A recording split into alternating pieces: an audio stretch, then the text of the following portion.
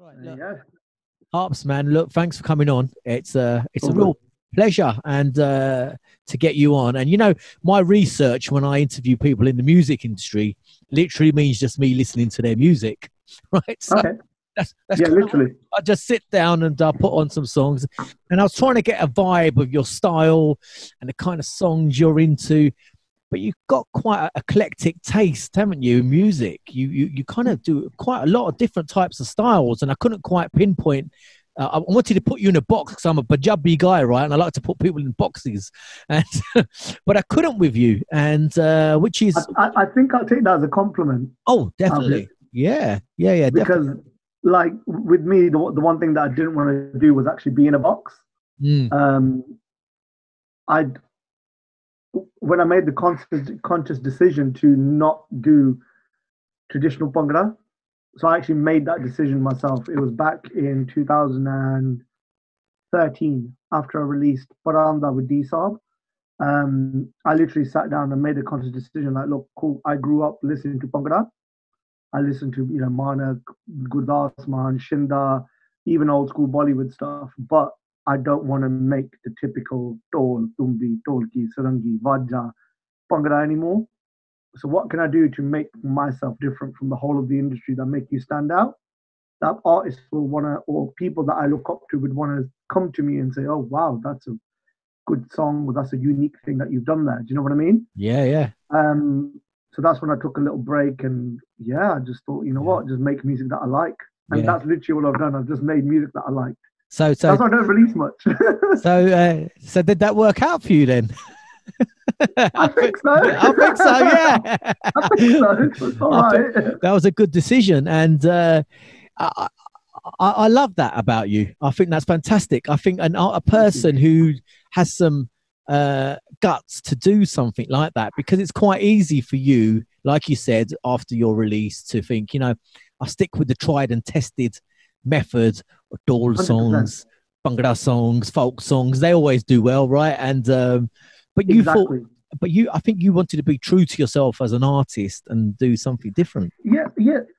So my thing was I could have either gone two routes. I could have been complacent and just do what is, like you said, in that box. Yeah, I'm gonna get a typical catchy hook line Punjabi song.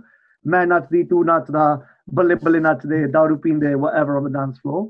Yeah, put Tol with it. I like that put one. Put tabla. The typical sort of intro, sarangi piece in the middle, and with bish bosh, we're done. Yeah, right? Typical video as well. Okay, what I'm going to do is get a Bhangra team, I'm going to get a car, I'm going to get a nice model, and we're going to do it. Yeah. UK Bhangra to the fullest. And some that ice, smoked ice, what's it called? Fake ice. 100%. So like the smoke and all that. Smoke, and I was like, nah, you know what? I need to do something that's going to make me stand out from everyone else.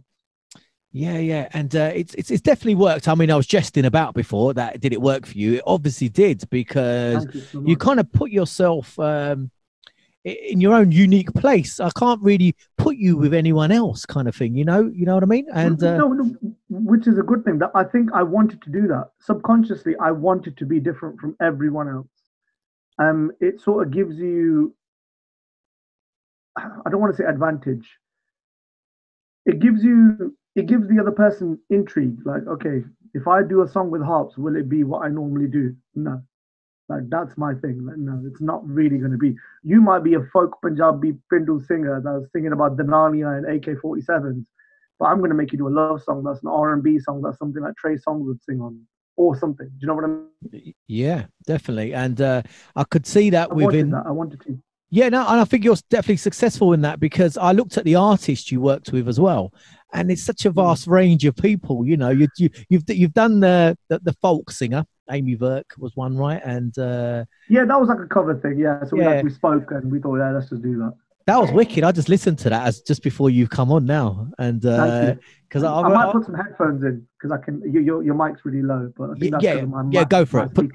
Put some headphones. Yeah, no, carry on. Sorry, go on. Yeah, so you had Amy Verk, and then you had Rackstar on one for 1984. Very good friend of mine. Yeah, and you had Bambi Bains as well, one of them, and you know, it was just a vast Gadam Verma as well. Did you had him on? Yeah, I did a song with Cousin Verma. Yeah, I done a song called Shakira for him. Yeah, it was like his second single after he'd done a song called Billo, I think it was. Yeah. So there you go. That's just a small example of what I've meant, you know, and a kind of range of artists you've worked with. And I think, does it keep it exciting for you as well? Because you're not stuck in that. 100%. Yeah. 100%. What it does for me, it makes me sort of use it. The one thing I always put, and I put it actually on my story last night on Instagram, that it keeps my mind sharp. If I work with different sort of artists, different ranges of vocals, different ranges of song techniques or whatever they're going to do, it keeps my mind sharp. And I love that. I want that. I want more of that. Mm-hmm. So like when I made this conscious decision of not making typical Bhangra music that you hear, that was literally after, like I said, the Paranda song. And the first person I worked with was Rackstar. We done a song called 1984, which was on Immortal Productions, an Immortal Productions album. Nothing controversial. It was very like peaceful 1984 songs, literally about a story of a boy going from Punjab to Delhi and what was going on in Delhi at that point. And when me and Rackstar spoke, I go, look, I've got a beat that someone like Naz or someone would rap on. And he's like, Harpz, you? Nah. You do Bhangra? Like, right. No, I don't. I go, I really make this stuff. Yeah. The stuff that I released. Trust me, I loved all the songs I released before I did the Rackstar stuff. John Nachty was my baby. I had that 3 years before I released it. Like, I never regret John Nachty, Nakara Punjab Banda and Paranda. But when I done the Rackstar stuff, from there, it was really Harpz. That was really what I do up till now. Yeah. And did your kind of people that followed you before as well, or was there kind of a shock for them to think, hey, where's this come from? Where's Harpz come out with this from? Or were people quite receptive to it straight away? No, to be fair, I don't think there was that. Yeah. I think what happened was straight away. I think I got a good response. Do you know what I mean? People enjoyed the song. I don't think at that point my quote unquote fan base was big. Like, it wasn't huge. Do you know what I mean? Like, you can't really judge fan base of social media followers. No. You really can't. Do you know what I mean? And luckily with me, I've always had a core fan base, very core, very Baji, we love you, like fan base, which is great. I love that. I realized I got more fans and more followers and more people that were like inspired by what I do after I started doing all the urban stuff. Yeah. Do you know what I mean? Like when I done the 1984, the Rackstars, 1984 Poison, Nothing featuring Bohemia. Like straight away I was in the deep end with a Bohemia verse on a Rackstar song. Like, okay, cool. And then it propelled to do songs with Falak Sabir from Pakistan, Rahat Fateh Ali Khan, Ikka, like 2-3 songs with him. Then obviously had my good friend Prophecy and Bambi Bains. What I wanted to do was I also wanted to showcase in our industry that there is unity. So I wanted to bring people together that you don't see. So a Prophecy and a Bambi Bains, you're never going to expect that on a song. No. Ever. No. Like ever. Do you know what I mean? So I was like, yeah, let's just do it. Why not? And, I had a rapport with both of them. We got that done. Same with Amar, Sandhu and Ezu. Like, you wouldn't expect that. Do you know what I mean? Well, you wouldn't expect Rahat Fateh Ali Khan on a rap song with Ikka featuring Ezu's English verse. Yeah. Do you know what I mean? So yeah. Where are you getting these ideas from? You're not having a few drinks, are you? I think, you know what? I don't drink. I don't drink. That's it. I don't drink. I'm a sober person. Water all day, bro. Like I've never drank. I've actually, I'll say it on the pod. I've never drank in my life ever. Have you not? No. Nope. I don't drink myself, but yeah, I've drunk a lot in my life. Oh, fair enough. I've never drunk. I've seen a lot of drunk people. When I do shows, I've seen a lot of drunk people. That's about it. Yeah, I mean, where are you putting these ideas together then? So is it something you think, well, that might work? And because that's what makes you unique, you see. That's why I want to try and get under, because not everyone thinks like that. Everyone thinks, well, you need that singer with that rapper, that might work. But you're kind of going completely left field here and thinking, you know, I'm going to put that person together with that person because no one's ever seen that before, and it might not work, but let's see what happens. 100%, and that's literally what I'm doing. What I'm trying to do, in all essence, is give it a chance. Let's see what happens. Literally, let's see what happens. How would it come? If you don't try it, you're not going to know how it's going to come out. That's what I say. If you don't try it, you don't know how it's going to come out, and that's literally what I've done. Like when I got the opportunity to work on a Rahat Fateh Ali Khan song, first of all, that ticked a box on my list of singers I want to work with. No, definitely. But then when I got the freedom to do what I want with it, I was like, oh, don't do that to me. Do you know what I mean? Like, okay, cool. Ikka, we're working on loads of Bollywood stuff. Cool. You're going to jump on this song with Rahat. He's like, are you sure? I'm like, trust me, you're going to do it. And then we had Ezu on the other side, who was, at that point, I think he was 17 or 18. He was up and coming. He's not blown up to what he is now. And he's on this song. Like one of his first 5-6 songs was Rahat Fateh Ali Khan and Ikka. And it's a totally English verse. You're not expecting this. So I just try it and see what happens. I mean, if you don't take a risk in music, you're never gonna know what happens. No. And I like that. I like this about you, you know, and because I think the industry it follows trends, right? So there's a certain trend of style that comes out, and everyone sort of jumps on the bandwagon. You know, remember Garage, when Garage came along, everyone piled on, and it was and that sort of died off, and then folk always. But that was good. I like that time. That Garage time was the best. Yeah, there's some good songs, weren't there? You know, Bediya Chamitte Bear, Holi Holi Nach Kuriye, Dekh Jawani, RDB, PMC, Punjabi Hit Squad. They were all sort of Surinder Rattan. You know what? Surinder's actually coming on my show.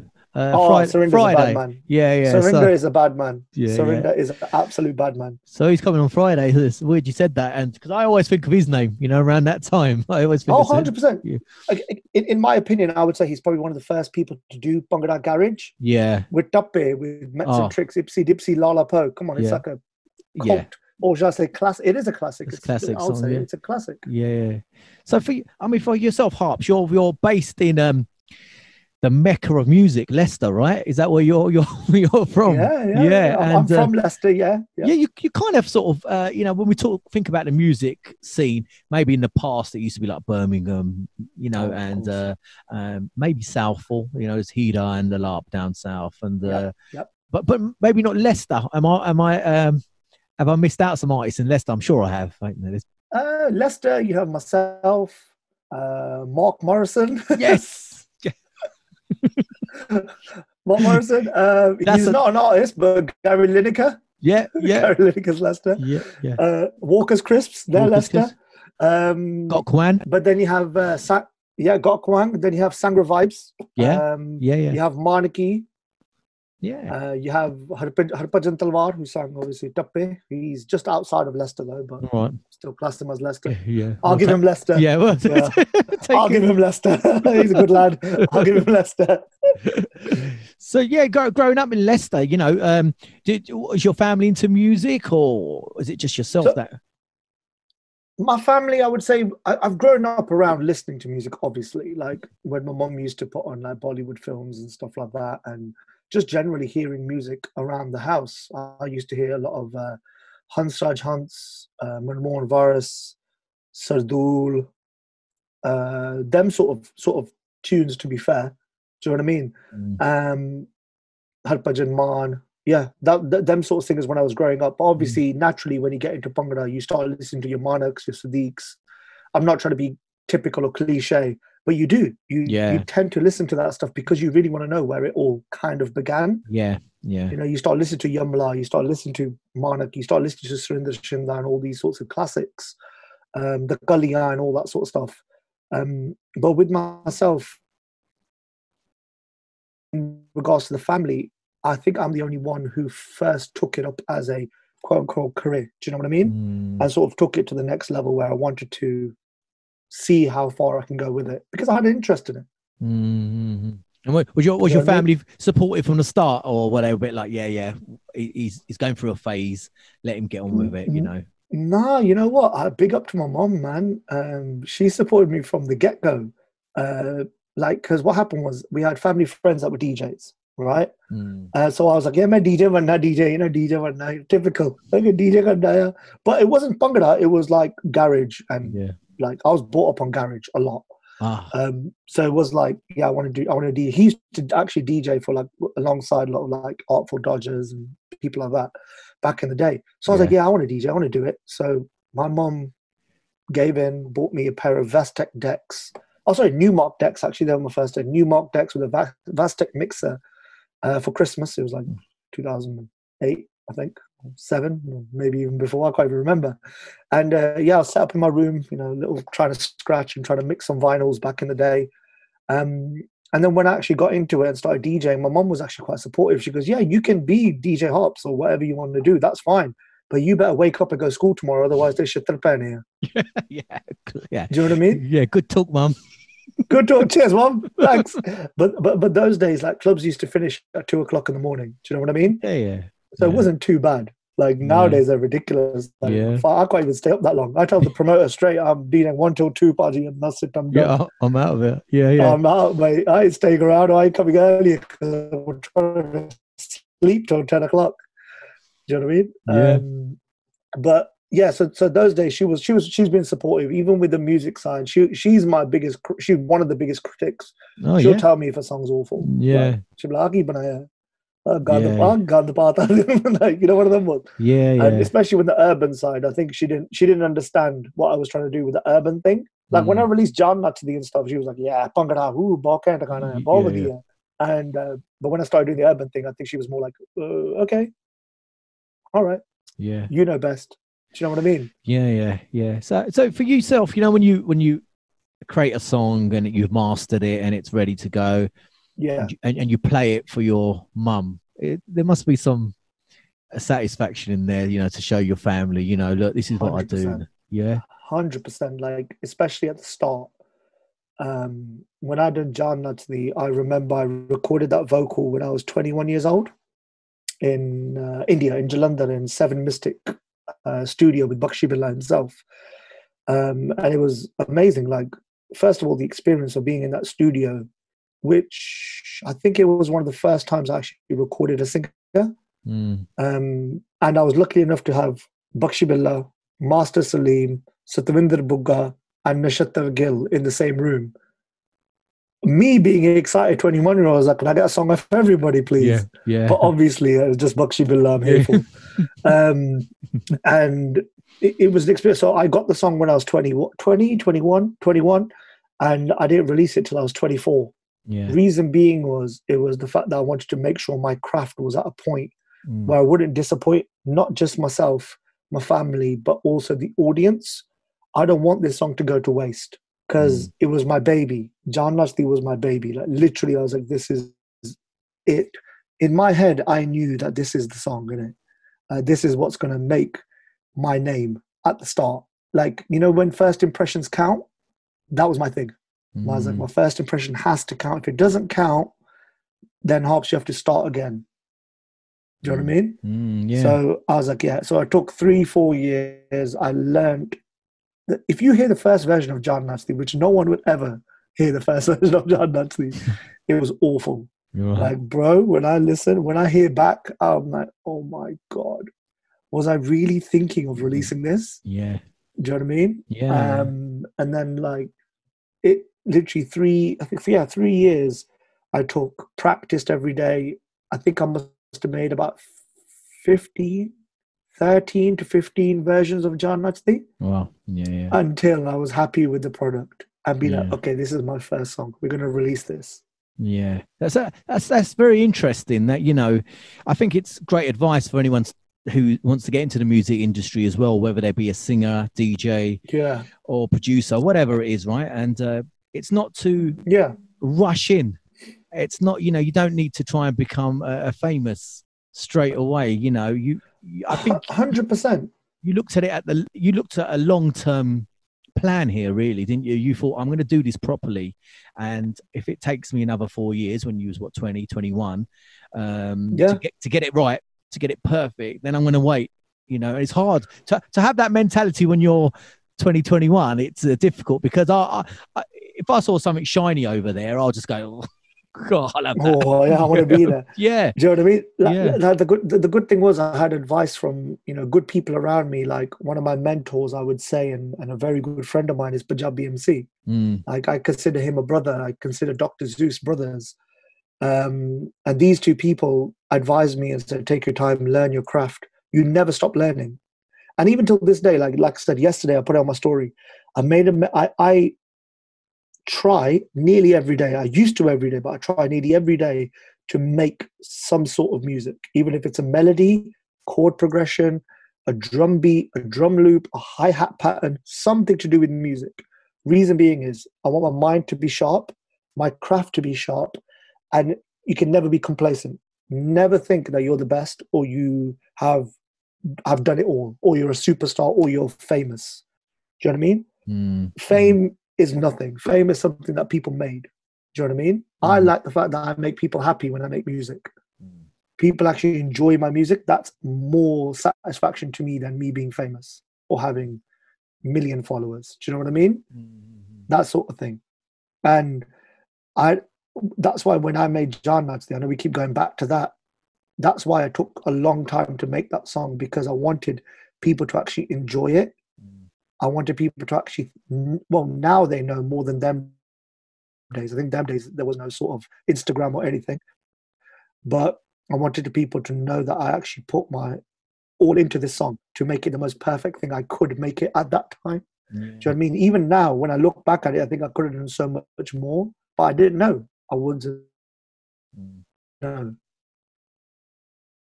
Yeah, I mean, that's quite a pivotal moment, I think, in your career. I know, keep coming back. That pause that you did, you know, I mean, you know, you must be so tempted to release it and think it sounds good to me now. Sounds good. I reckon I could do it. But I think it's such an important 100%. And I think it probably helps you even now. So when you've got a song ready, you're not rushing out to release it, because I think you've got that experience in you now to think, you know, there's no rush. When, you know,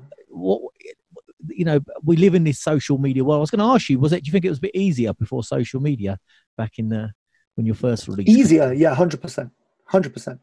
Social media has made this, I think, not just this industry, but every industry like a factory. Yeah. Bro, every chacha mama taya is a singer now or a producer now. And it's a podcaster. The internet, it's called yeah, that's it. I mean, it's literally, now it's the internet. It's called internet jamana or electric jamana. That's now made everything so much easier and more accessible. Whereas those days you really had to sort of practice your craft, and you could actually take a break. Now you can't even take a break. I really try. That's why when I release a DJ Harpz song, it's like you get one once a year. But I try to do that because I want that song to last at least 12 months until I give you another piece of music or another piece of art. I try to call it art more than music. I think that goes with your mentality. I think the way I've listened to you and what you mean. So when you say art, I understand exactly what you mean. It's not it's not a product. I know what some producers call it a product. I think that's quite a bit cold, right? You know, it sounds. Of course, a product is if you buy a Nike T-shirt or whatever in it. That's like a product, because there's a factory making 100,000 of them a day to be sold. Exactly. Whereas the one piece of music that you're going to be selling, be it sells 1 million copies, but it's one of them. It's only one. There's only one version of your song that goes out. Yes, it's listened to millions of people. Great. But it's only one of them. Whereas you buy a T-shirt, I buy this T-shirt, there's going to be thousands of these sold a day. There's not just one. So why not take your time and make it the best you can so it sticks the test of time? Yeah. Do you know what I mean? Yeah, like, I'm not saying my songs are legendary. No. All I know is that if you listen to my song, hopefully, touch wood, if you listen to my song in 5 years' time, you still think, wow, it sounds as good as it did 5 years ago. Do you know what I mean? Yeah. Or it takes you back to that time. Yeah. Or it takes you back to that time. I think if I could try and predict the future, like Nostradamus, I think people would. Yeah, please don't. He messed up a lot of times, bro. Yeah. Yeah. Actually, I won't use him as an example, but yeah, not Nostradamus. Mystic Meg's all right. Mystic Meg. Come on.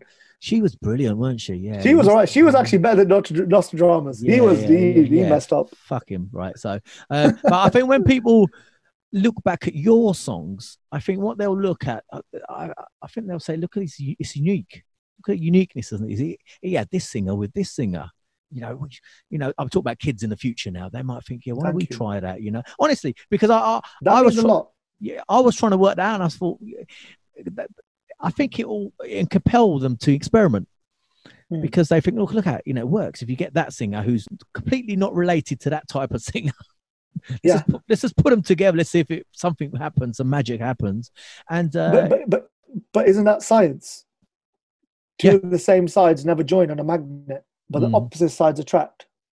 So that's how you got to think about music. That's how I think. Do you know what I mean? Yeah, like would you see me doing a song with Rahat Fateh Ali Khan, which is like an R&B song? No. Would you see a rapper on there? Yeah. No.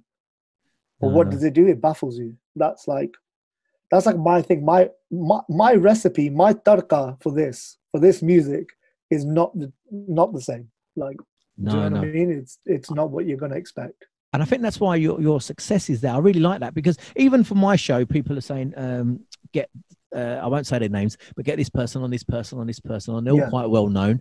And I understand why they're saying that. But sometimes on my show, you was one of them. They said, get DJ Harpz on. And I said, all right, I'm going to get him on, right? But I sometimes get other people on who are maybe not that more well known, but they've got some story, right? So I'm kind of trying to mix it up myself. It's quite easy to try and follow the likes and the shares, and to get dazzled, right, by the superstars kind of thing, right? Stardom, because if you have certain people on your podcast, you'll get 1,000, 10,000, 100,000 views. Do you know what I mean? Yeah. But you have to also remember, every quote unquote star was a new singer at one point. Exactly. Every quote unquote star. Typical. I saw this the other day. Example, sorry, not typical. Diljit. If you listen back to Diljit's first album, before he done Pagga Poch Miya Wale, to now he's a global superstar, right? He started somewhere. He didn't look like that. He didn't have Gucci and Balenciaga. Yeah. You know what I mean? Someone gave him a chance for him to now become this person. And on top of that, it's a lot of hard work. So I believe in the new artists, or the newer generation, or the newcomers, or the up-and-coming people are as important as your quote unquote stars. Sort of established people. Absolutely. Because who's going to be the next star? Who knows? Yeah. Who knows who the next star is? Yeah, exactly. And I've been really impressed with these younger. Unfortunately, it's just guys at the moment. I want to get some women on as well, but these. 100%. Yeah. There's a lot of female artists. Yeah, I like to get some more on, because I think it's kind of been male heavy at the moment. But they've these young singers, UK born, great traditional voices. They're just blasting out these folk songs, and it blows me away. I was thinking, wow, it's like I was actually sort of catching up on your podcast, and I was listening to one briefly today. You had Stephen on, right? So look at that. Started as a door player, was singing as well. Now, amazing voice, doing these covers on Instagram. You have another one from UK called Raf Sapira, video director, also this folk singer. You have so many. Then obviously, there is so much talent that's in the UK that's still hidden. People ask me this question. I've done a few podcasts, and they always ask, what do you think of the state of UK Bhangra? I went, it's not gone anywhere. It's just that no one's working with these new people to create the next JK, the next Even Hates Dami, the next Juggy D, the next Jay Sean, the next whoever. Do you know what I mean? People are not willing to work with these people, but what they're willing to do is to go India and try to get a song with, Moosewala or Sherry Man or whoever. Do you know what I mean? That's why I'm going off topic a little bit, but that's why I feel like the UK Bhangra industry, when it used to be the industry, has slowed down, because you're not giving homegrown a little bit more of a chance. Mm. Whereas India, there's loads of homegrown. They're all getting chances. They're all becoming big singers. Mm. We need to like help the Stephen Sahotas and the Raf Sapiras and all these other singers to become on that level because they've got the talent, they've got the knowledge, Oh, they've yeah. got the skill. We just need unity, and we don't have it in our industry, especially here. Yeah, and you know these young guys, they're all trained as well. These are not, you know, bathroom singers, because Oh, 100%. you know, I was talking to Stephen, and he's telling me, you know, he's trained. You know, he plays a harmonium, Yeah. Raf as well. You know, you could Yeah, tell. You know, and I think they're fantastic. It's very exciting. I think you're right. It needs a bit of support. Need to work together, and I think we could get the industry. You know, it's not gone anywhere, but healthy again. It's not gone anywhere. All it is it's just taking a break. The UK industry is taking a break because what happened was everyone ran to India. Everyone ran to India. You know what I mean? Yeah. Like it's, I don't understand. Like, you know, they've got producers in India, right? They don't really need us. So why not build what we already had? Yeah. You know, there was a point where every big singer wanted to come to UK because we were flourishing. Yeah. Every producer in India wanted to know how Sukhshinder Shinda records his toll, or how Aman Hair records his toll, or how Frantic Cam, why is his mix master on, you know, on certain songs, or Jalakiyan or whatever, why does it sound that way? Why do you think Lember, Amar Arshi, Lab Janjua, all these people were in the Ranjit Mani were in the UK doing songs with Punjab BMCs, Dr. Zeus, Sabar Koti would do a song with Zeus, you know, Surinder Shinda, Manak, all of them were doing songs with PMC. Lambert was doing songs with GT and Frantic Cam and all these people. Angrej Ali was with, you know, Aman Hair, KS Makkan. KS Makkan became a star because of Aman Hair, and he's a UK producer. Yeah. Right? At that point, our industry was together because I was young. I was DJ Harpz, but I was around these people. Like, I was lucky enough to be around and be sitting in the same room as Shinda, Aman, Zeus, Punjab BMC at the same time. And they were all friends. But what I've realized now is it's a popularity contest more than anything. Like, the industry want to only hang around with the people that are popular. Do you know what I mean? Or who are popping as the new generation. I'm 33 in it, so like my thing popping. Do you know what I mean? And which is completely fine. Do what you need to do in it, but if we need to make it if we want to make it a bigger industry, we need to unite. We need to work together. You know, why don't we see an album with 4 or 5 of the biggest producers in the UK and we just release it? Yeah, that'd be sick. That'd be unbelievable, wouldn't it? Yeah, wow. I don't want to swear. I don't want to swear because obviously I don't want you to get that whatever. But like, that would be unbelievable if we had a true school Punjab BMC, Dr. Zeus, Aman Hair, Shinda, 5 songs, 5 producers, Boot a Jagpal, Frantic Cam. There you go, 7 songs. Put a B2 in there as well. Put a Suki Chand, someone, whatever, GT, put him in there. Release an album, even if it's got Lambert vocals, Kaka vocals, Sharmila vocals, whatever. Release it and watch. Everyone will be like, oh my God, yeah, we need to work with them. And it will show within a piece of art. We're not going to call it a product. In one piece of art, that look at the diversity of styles and talent that we have in the UK. Yeah, 100%. You know, don't you think? 100%. Even just thinking about that, you know, it's exciting to hear the Aman song, Aman Hair song, and then, you know, Buddha Jagpal song. It would just be amazing, you know. I commented on Aman Hair's Instagram post the other day. He's doing an album with KS Makkan, right? It got me giddy. Like Yar Mastane, Mitra Di Motor Te, these sorts of songs, Jatti Nach Di Patola Varki, these are songs that I listen to, like, as a fan. I commented straight away, bro, excitement level through the roof. Like, this is like the dynamic duo, innit? KS Makkan and Aman Hair is like the dynamic duo.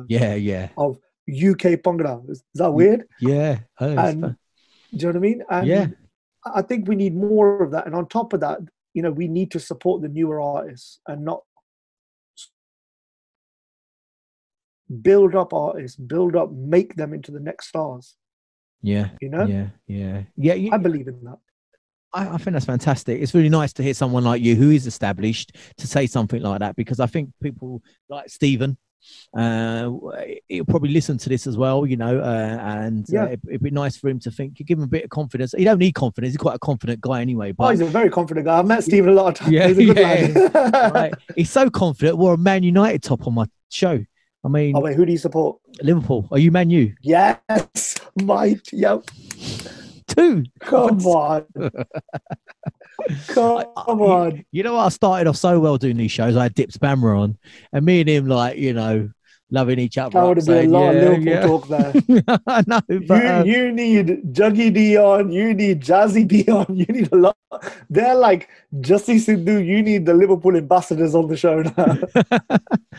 But you know, he's a confident guy, and I think he'll love you saying that as well. You know, and I just because the reason I started getting these young guys on as well. And if anyone's listening, I want girls on as well, yeah, or women, you know. So, but the reason I got them on, you know, Tubbsy Dorkiwala, right? Of course, yeah. I interviewed him, and after the interview, when it's all finished, he said, "Sat, you need to get more of these young singers on and support them."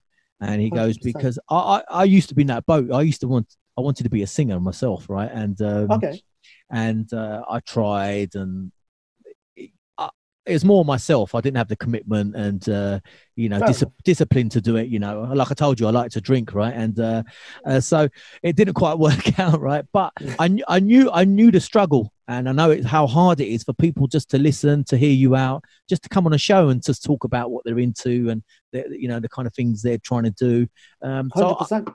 So that's kind of my attempt at helping the industry. Yeah, giving them a platform, even if it's just to talk. Yeah. Like, do you know what I mean? It's a great platform.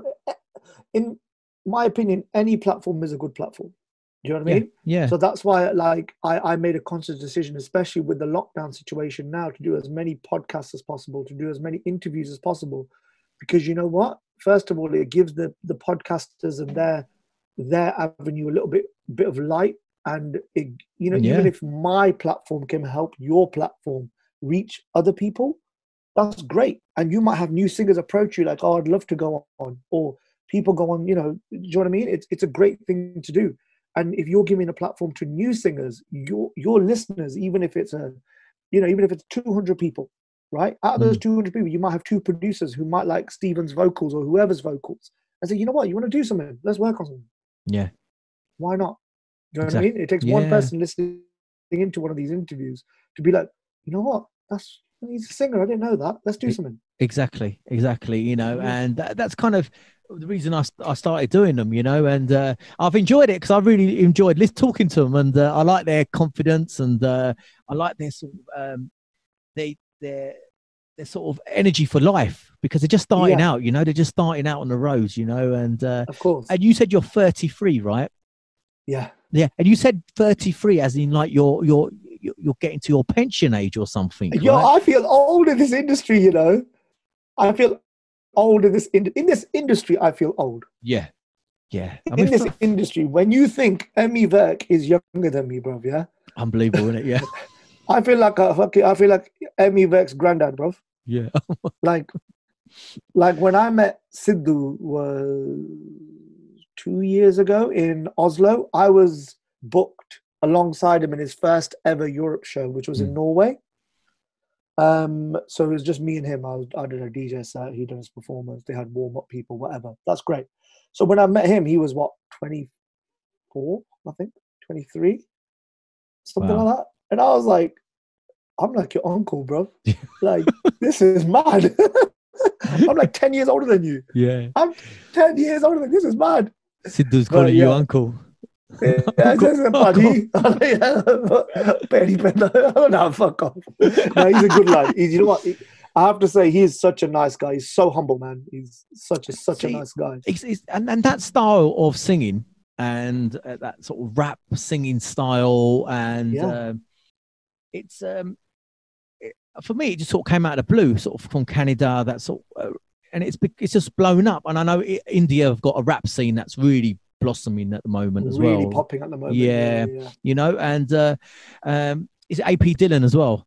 AP Dillon, from Surrey. Sorry, yeah. Yeah, and Majal, I think one of his songs. I really love that one. The one with the Fat Joe. Yeah, influence. Yeah. I mean, these kind of singers. This is a new style of singing, right? Because they're not kind of traditional sort of folk sort of style singers. And then again, Sat, sorry to cut you off there. If you listen back, right, and this is me being a bit of an old head, right? If you listen back to early Muhammad Sadiq, really early Muhammad, I'm actually going to get you the song. I'm going to WhatsApp it to you so you can put it on Instagram, right? He was actually rapping the same way as Sandhu, right? Yeah. Back in the day. Like how these are wood, but it's just not a hip-hop beat. It was literally just like a sort of rhythm. So back in those days, they had almost a rap, but it wasn't. He was just doing a bolli or like a tappe type of thing. But it was almost the essence of Punjabi rap. Do you know what I mean? Yeah. So I can kind of get these lot in regards to the new age sort of saying, oh, it's come all of a sudden. It's just that it's got more light on it now because of social media and the internet. It reaches a broader audience. Yeah, you know what? That this is why you're a producer. I have to do my homework. Yeah, man. You're absolutely right. I have to do my homework because I think I know the song you're on about. Is it that song Badalanu Pucha, Sony? Yeah, I'm sure it. You know what? I'm not going to lie and say that I know the title right now. I think I know which song you're on about. You know which I'm on about, innit? Yeah, he's like, it's Sadiq though, but he's like he's rapping. Do you know what I mean? I think I know what you mean, but I know the style, and you're absolutely right. I've never put the two together, but obviously you're a producer and I'm not, right? So, but you know what? It's not even to do with I'm a producer and you're not. It's just a case of sort of seeing where the style originated from, because rap originated from somewhere. Tupac, Biggie, KRS-One, all these people didn't just wake up one morning and think, I'm going to put 2-3 words together and that's it. It originated from somewhere. You know what I mean? Dancehall originated somewhere. House was originated. The garage was influenced by this, and drum and bass and whatever. Drum and bass was influenced by reggae because it has the reggae chords. They just speeded up the beat a bit more. And then all the reggaeton came from, old school Latin and all that sort of stuff. Do you know what I mean? So there's always somewhere where someone got influenced. I'm not saying Sandhu was influenced by Muhammad Sadiq. He could have been influenced by Tupac, like he says, or whatever, right? Yeah. But there was always an essence of there was Punjabi rap before this. Right, yeah. So the original OGs, man. Yeah. No, there are, of course. Like you got to remember, all our tarja that we listen to nowadays, all the tarja. I'm not going to say all the tarja. No disrespect to anyone composing.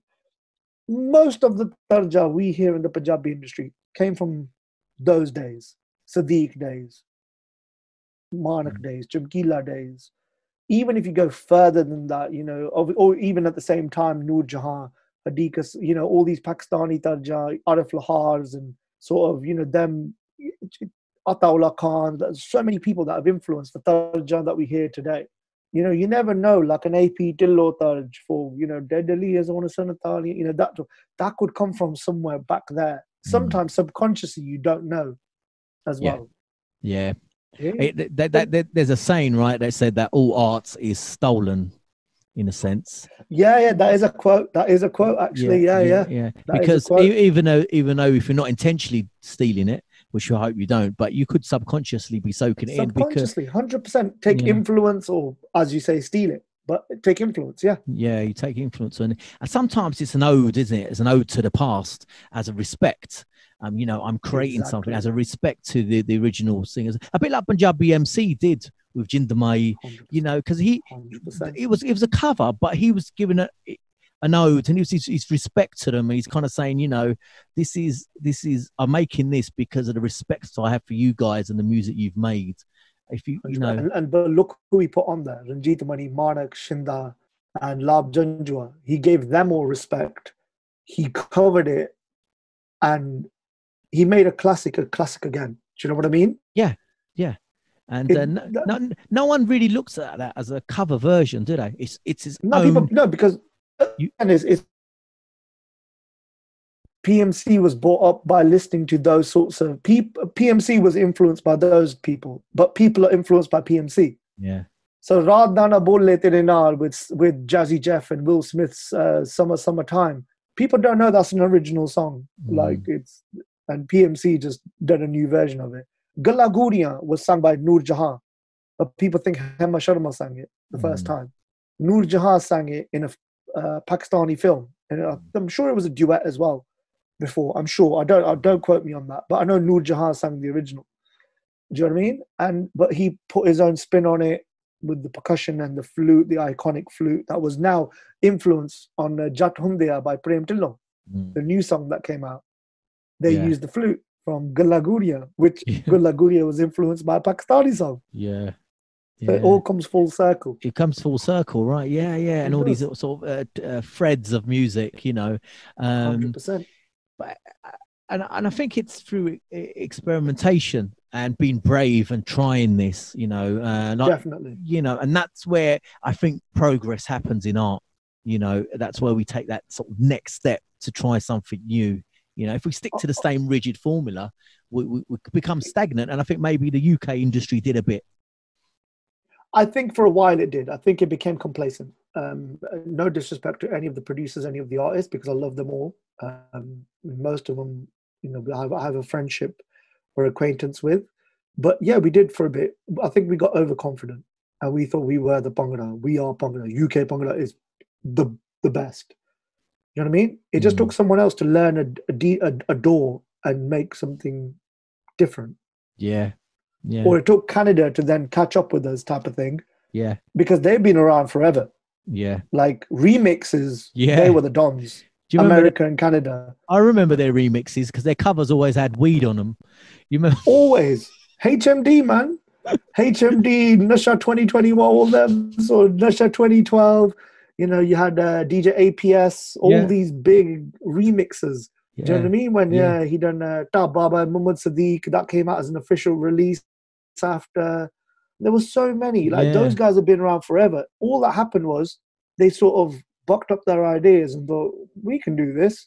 Boom, we'll make our own sound. Let's make this hip-hop Punjabi sound. Boom. Deep Jandu. Boom. J-Track. Boom. J-Static. All these Randy J's, from, you know, all these producers, Intense, DJ Sanj, all these big producers. Sanj, look at Sanj, come on. Sanj, you know, Kalem and Little Satch and all these people. Like Sanj came over, took over UK Bhangra with Dasya. Yeah, he did. On the like he's a guy from Canada. Yeah. He had huge impact in UK Bhangra. Yeah. So they've always been around. So maybe that I think we got a bit complacent for a little while. I mean, obviously, I'm not in the industry in that sense, but it probably seems like that. You've got complacent, or when people are saying you're the best, Bhangra is UK, and you think you are. There's a person on the other side of the world doing press ups and training and learning, and you know, and 100%. Trying to fine tune their art. You know, think we could do this. You know, it's not. You know, and then look, like you said, look how it changes and. Music, it's not static, right? So it'll flow, it'll change. The UK could come back, and India could go for a slump. Again, it's full circle. Yeah, it's full circle. UK, Canada, India, Canada, UK. We're still there. It's not like we're not there. You know, people like Dr. Zeus who went to India, dominated with Mithranda Boot and Amir Jiwali. I forgot what the song's called now, but Kulvinder Billah. Zeus went to Bollywood, killed it with like Lovely and all these sorts of songs that he done. Punjab BMC, obviously, Mundia Tabachkin was just, that was just next level. But then Mordni and stuff like that was huge in India. He's got so many anthems. He's a machine, bro. Like, I don't know how his mind is next level. Yeah, it is. You know, every album is. Even True School. When I spoke to True School, was talking about Punjab BMC. He goes, he's just. He goes something else. He goes. He just makes. There's one of a kind. There's never, ever, ever, ever, ever going to be another Punjab BMC. No, ever. No. This guy, his mind is next level. You know, I think most producers and singers would love to have a anthem. You know, he seems to have one on every album. 100%. He's got like 5, 6 Bro, he's had albums. anthems more. He's had more anthems than people have had songs out, man. Yeah. Like this guy, bro. Even when he's not wanting to do an anthem, "Main Ho Gaya Sharabi," Yeah. like I'm sure he was trying to get out of a deal or something like that. Steel Bangle, the album was a deal, like get out of the deal album. Yeah. And "Main Ho Gaya Sharabi" became an anthem. Yeah. And he's like, all right, I'll take it. Yeah. Yeah. Do you know what I mean? Unique artists that come once in a while. You know, for you, Bro, go on, boys. No, I was going to say you have like Punjabi MCs, you have your Bali Sagus, you have your Dr. Zeus's, you have your Sukhshinder Shindas, you have your Aman Hairs. These people are staples. These that change the industry. Do you know what I mean? Mm-hmm. Shinda, 500 albums plus. That's ridiculous. Yeah. You know, True School even. Sorry, I forgot to mention True School. True School changed a sound. Yeah. Like he influenced a whole generation right now. Right now, people are doing what True School does. Yeah. Like, yeah. do you know what I mean? Yeah. Like Word is Born was next level. Yeah. Represent was even better. Yeah. Yeah. Right? The fact that he got Diljit to sound like that after he done Luck 28 is mad. And now people are doing stuff that sounds like Strawberry and stuff like that. Do you know what I mean? Yeah.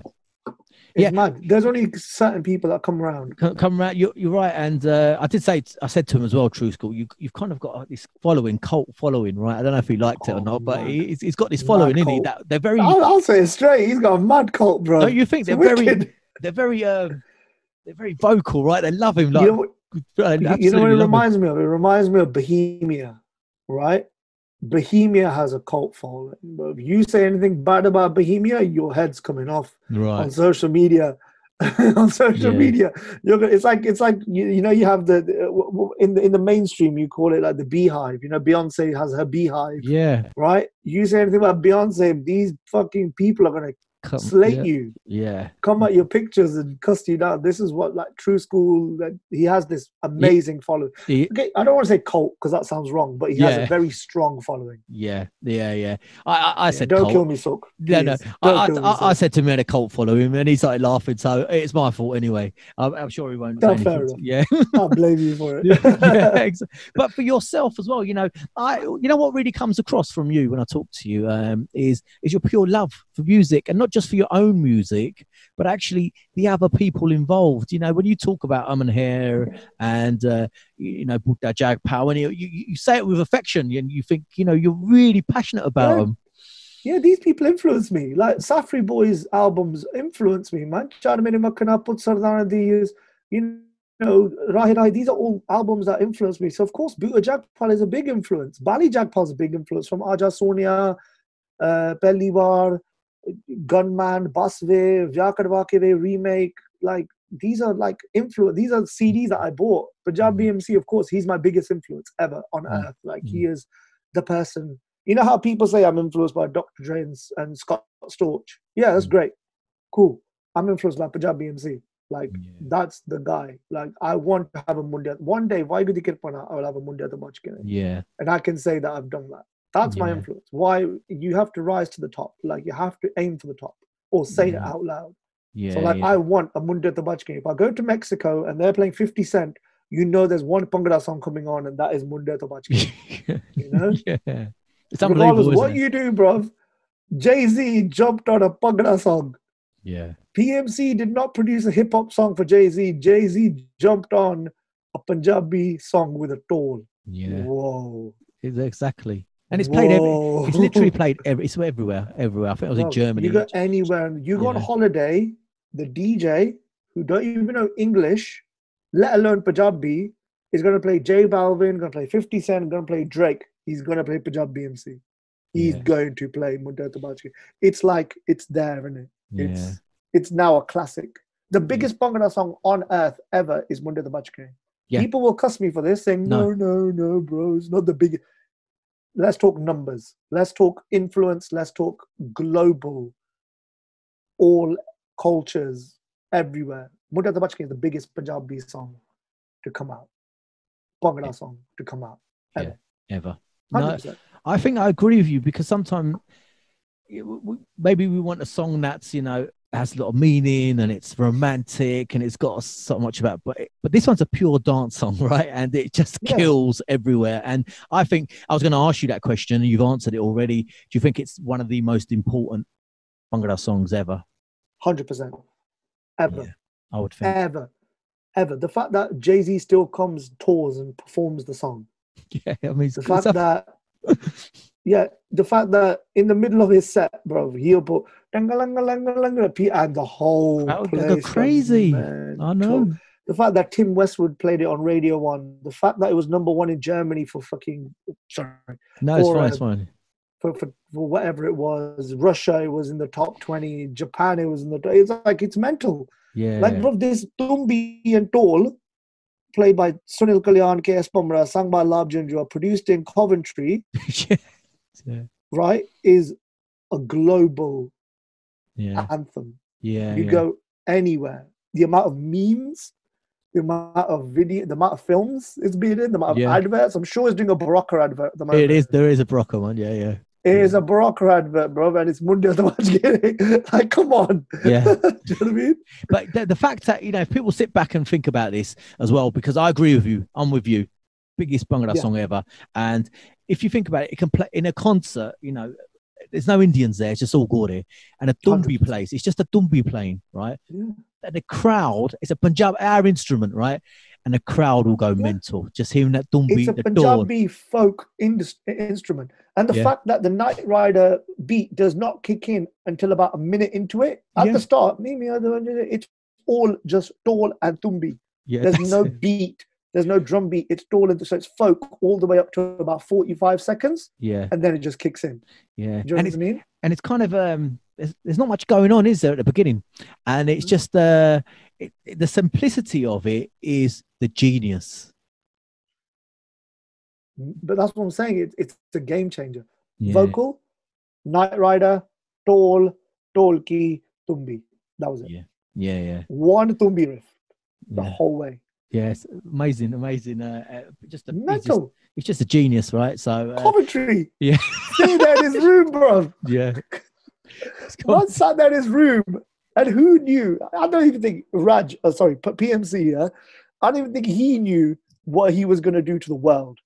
Forget the industry. What he done? He went top 5. You know when you saw Punjabi MC on Top of the Pops? I did, right? Yeah, I did. Yeah. I even got my mum to go buy the vinyl from HMV because I was in school, right? I got mum, you need to buy this. I went, this is what it's called. Like, take this paper and ask him for this vinyl, right? It was the white sleeve with the hand on it. Yeah, and they had like the instrumental and the breaks and all that, right? And the fact that when I sat there and on Top of the Pops, you see Punjabi MC with his furry coat, you think, what a Dan. Yeah. And it was #5 in the charts. Yeah. It's unbelievable. Wow. Yeah. Wow. Yeah. And I mean, yeah, oh, absolutely. It was just, it made you, but you know what it made me thought? We can do it, you know.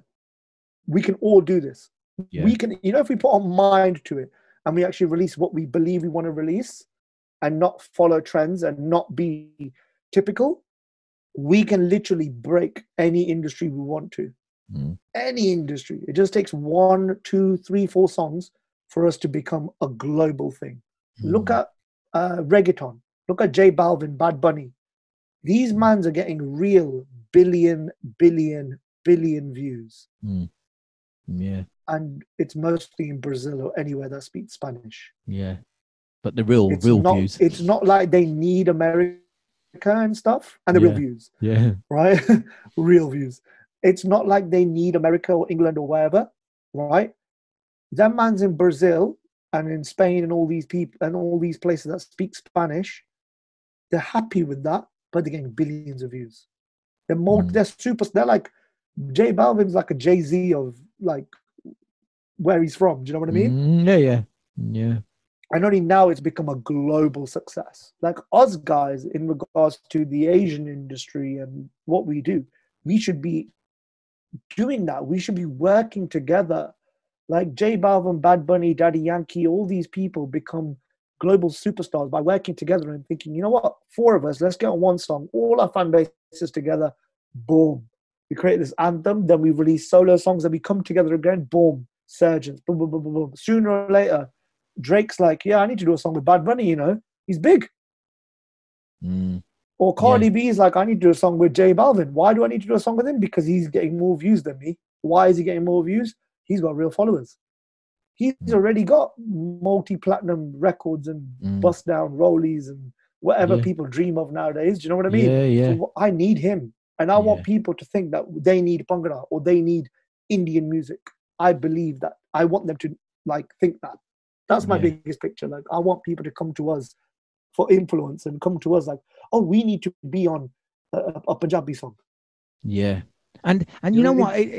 Absolutely. You know, I'm sold. I'm sold, mate, on that idea. Definitely. Because I can see where your style is now. It's kind of made sense to me because some of the, you know, like the song you did with Prophecy and Bambi Bains, I could see what you're kind of going for because it's a song that could be played anywhere. It's not just a Bhangra song, right? Or it's not just a Punjabi song, you know, it's kind of... I don't want to make a song just for the dance floor at a wedding. That's not my thing. My song, I want to make music.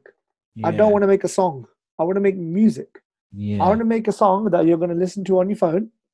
You're going to listen to in your speakers. You're going to listen to on your laptop. You're going to sit downstairs. And if you're chilling, put it on your TV, on Spotify or whatever, right? Or if you're on the bus or if you're on the train or in your car or whatever. I want a song that relates to everything. Not a song that you play when you get sharabi on a dance floor because I'm putting myself in a box.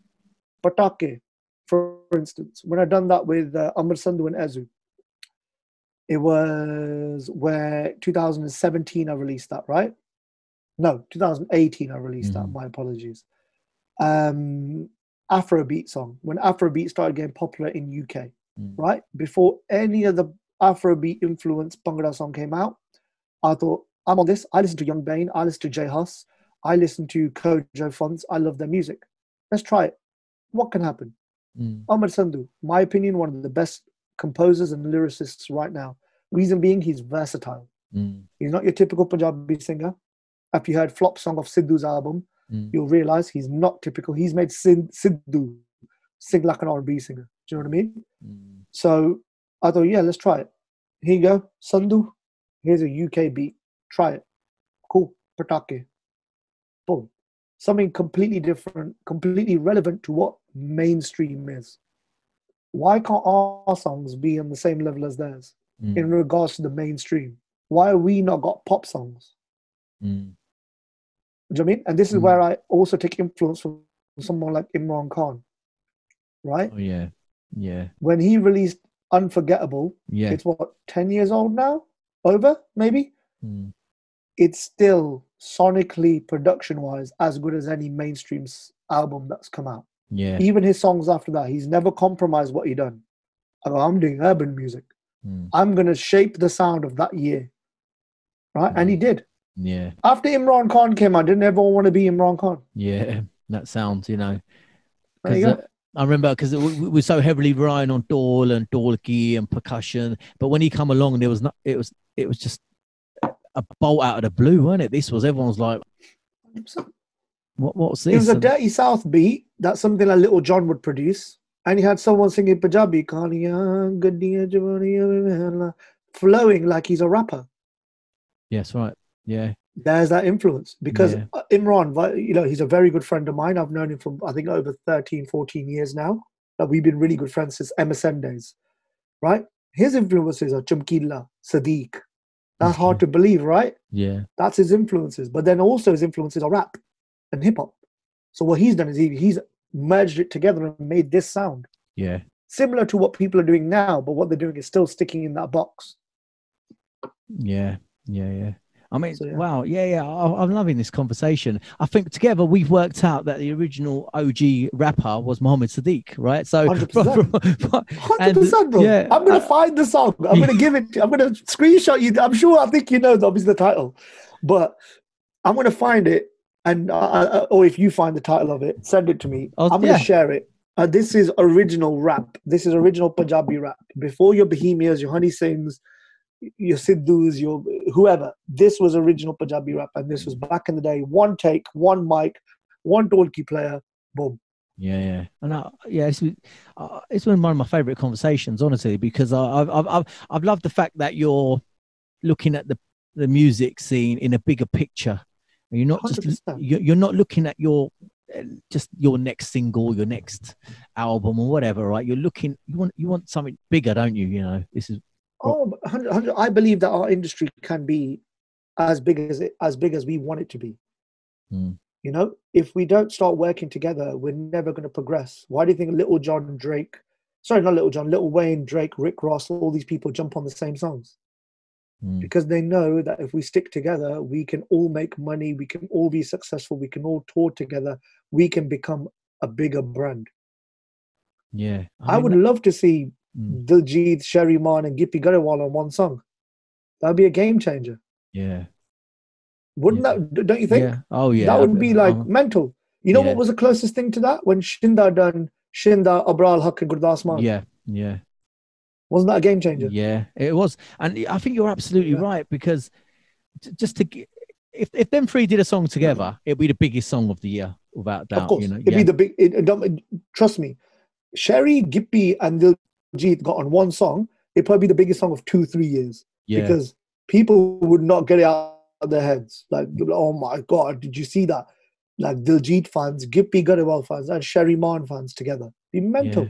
Yeah, they had an element. They had an element of that. Remember on the Coke Studios, they had Gurdas Man and Diljit. Yep.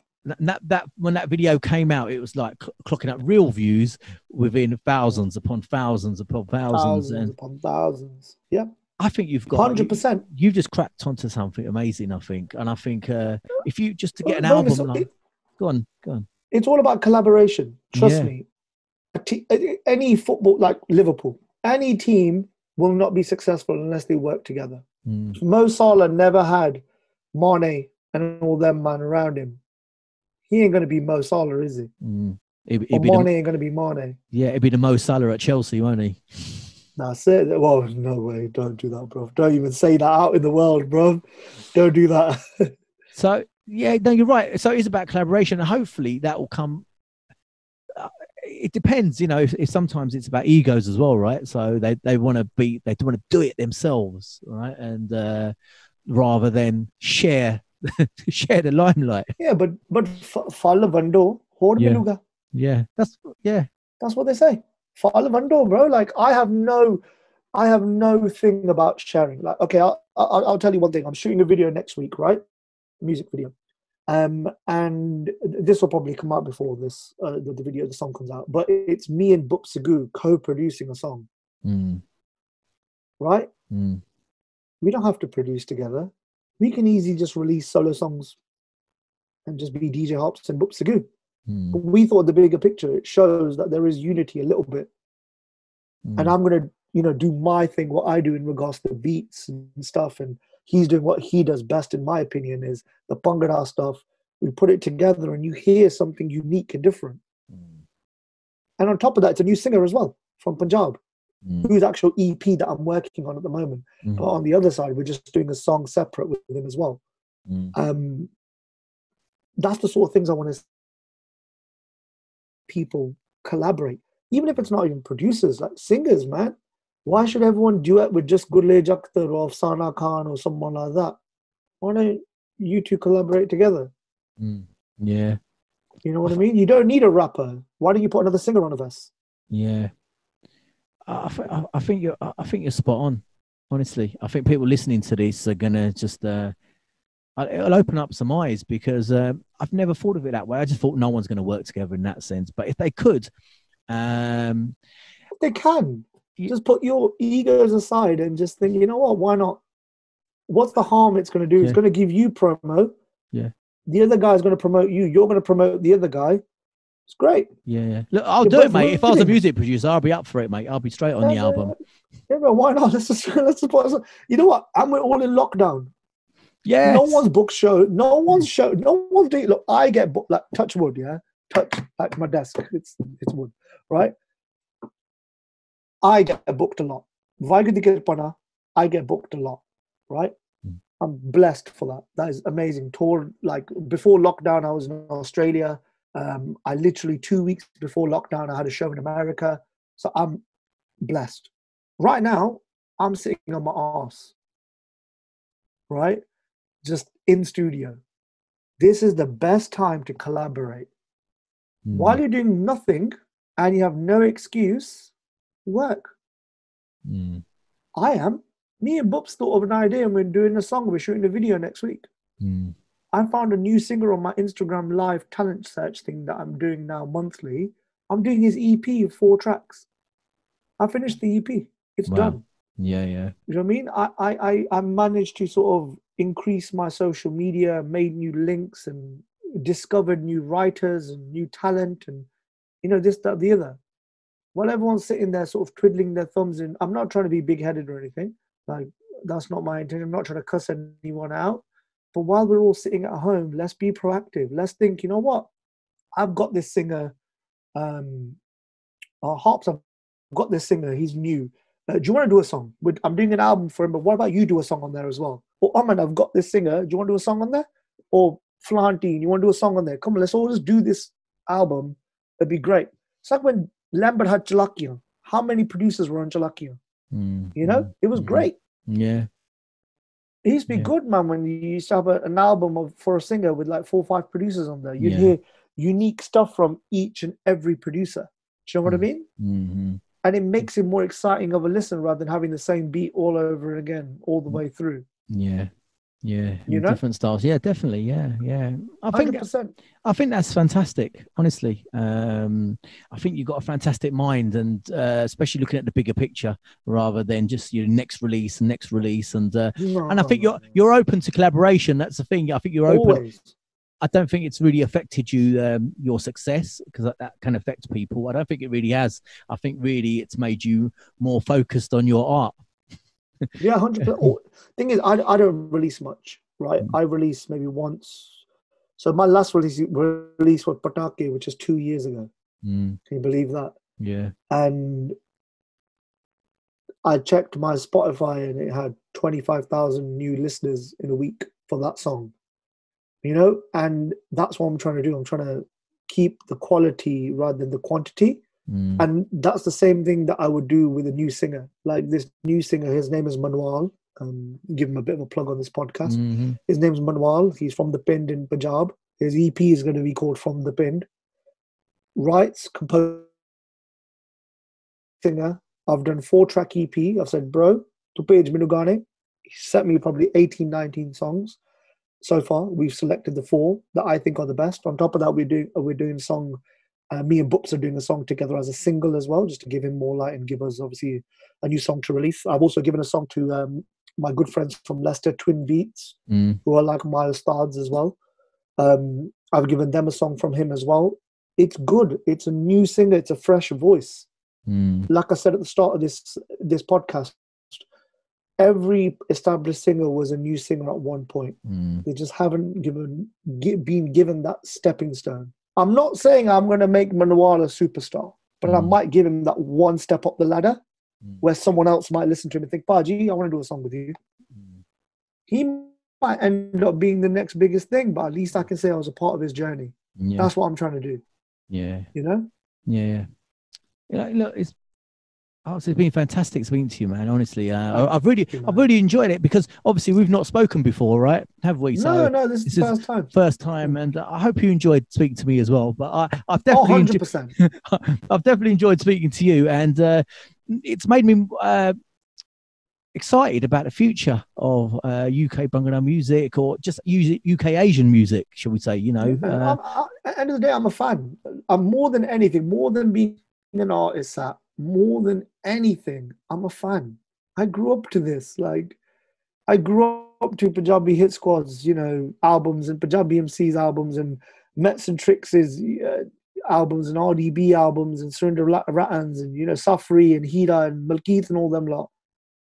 Last thing I want is this industry to slow down. This is my hub. This is my home. I'm from here, you know? Yeah. So like, I want to see it flourish. I want it to be the biggest in the world. Yeah.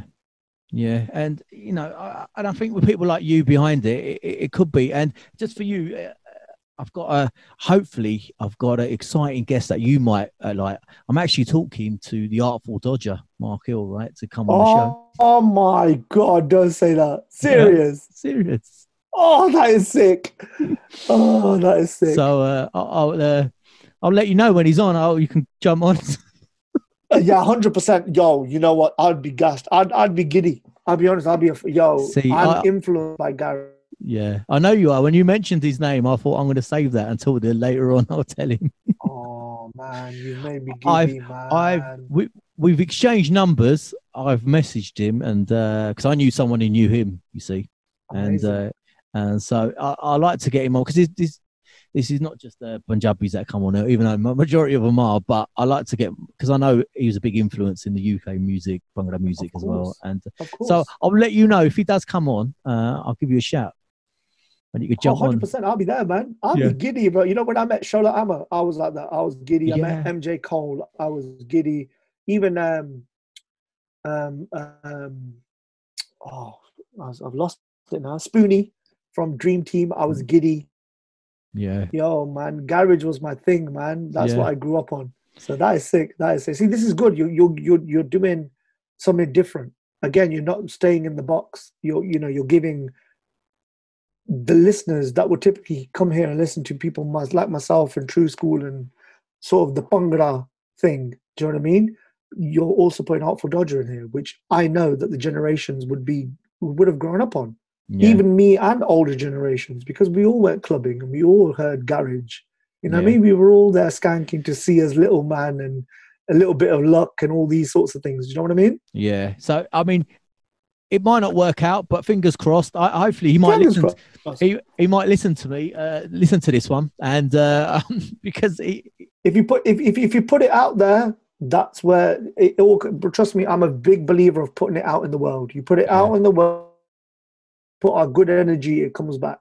Yeah, because I tell you what, I messaged him, and then soon afterwards he didn't reply straight away, but he followed me on Instagram, followed me on Twitter.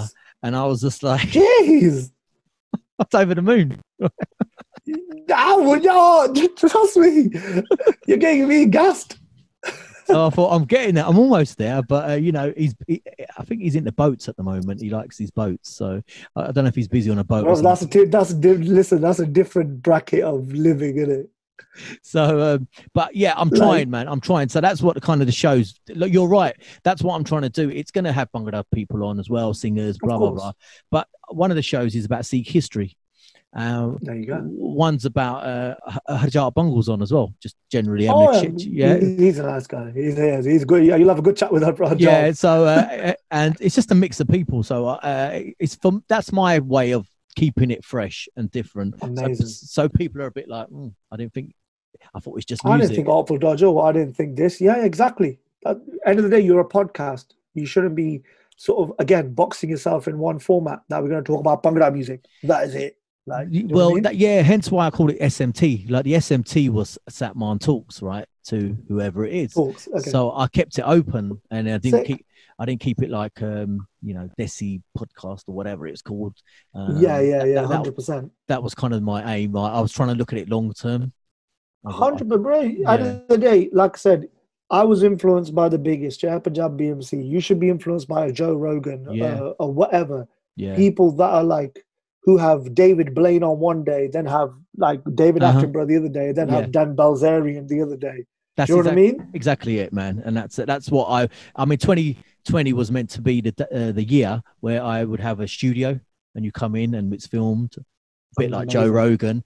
Amazing. But COVID come along and not only ruined your DJing tours, but it ruined my podcast. So COVID ruined my daddy line, man. Forget the tours, bro. My daddy was like, here. But yeah, so hopefully 2021 I will have a hub, and then you can come down in I'll be there, man. Yeah, I'll be there 100%, bro. 100%. I'll be there. It's been great. It's been such a you know what? It's been also good that I've not just sat here talking about what I've got coming out. Do you know what I mean? And not just talk about, it's all about DJ Harpz and Baji, follow me on this. And no, it's good to just have a chat. And if anyone gets offended, I'm sorry. About what? What did he say? Like, if I've said anything bad, I think Nah. No. I've said so much nonsense on this. I wouldn't worry. I've said so much. Right, honestly, so I wouldn't worry. No, you've been fine. You've been fantastic, and I've really enjoyed it. You've got to come back on again, honestly, at some point. And 100%, always. Yeah. I'm always here to again support a platform as well. Anything I could do to help, I'm always here, man. Yeah, I've got an excuse. God, bad time, bro. It's not like I'm out flying anywhere. You'd be surprised some of the people that haven't replied back to me, right? And that are at home. Bro, I know they're at home. Everyone's saying at home in the kache, mate. Everyone should be replying. Trust me. I've got an image of someone now, but yeah. Oh God. But yeah, don't tell me who. But okay. No, I won't. Maybe when I finish this recording this. But no, look, it's been fascinating having you on. I want, before you go there, I want you to do a little promotion about yourself and say where people can follow you or what's coming out and that kind of stuff. So. Okay, so.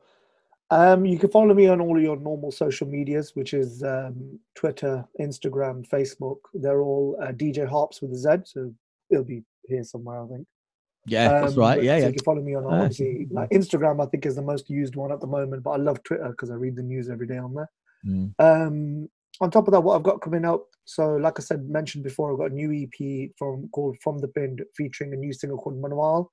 That'll probably come out later on this year. Before that, I've got a song on Amar Sandhu's new EP, which is coming out very soon, probably in a couple of weeks. I think from the date that we've recorded it, probably 2 to 3 weeks it'll be out. Just some exciting, different music coming out. I can clearly say a lot of collaborations you're not expecting. 100%. While I've been in lockdown, I've done a few collabos with people that you would not expect me to collab with. On top of that, music that you would not expect them to sing on. Yeah, it's very different what I've got coming. Yeah. Very different. I can see you containing it in, you're excited. You don't want to say anything. I was actually listening to one of the songs today, and I was like, oh my God, when people hear this, they're going to be like, what?